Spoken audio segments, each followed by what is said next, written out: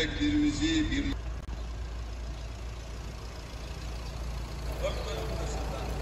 ona yardım etme noktasında niçin biz bu kadar bu şekilde getirip ellerimizi bağlıyoruz.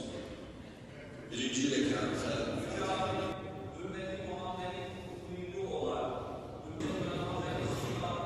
özellikle bence kilit harekatında önemli olan bu aydan sonra bize cemaat-ı müslimin arkada bekleyen cemaatimiz var.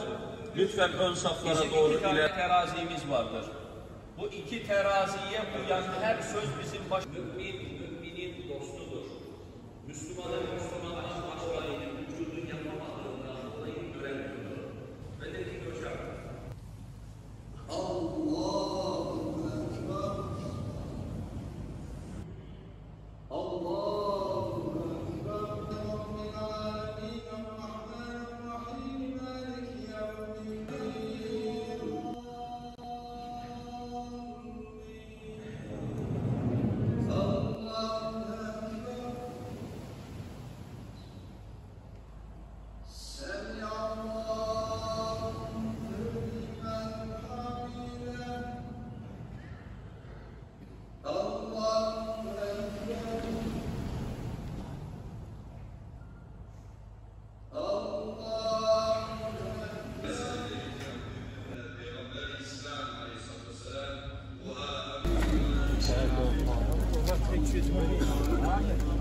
刚回去不去呢，这么回去干不得去？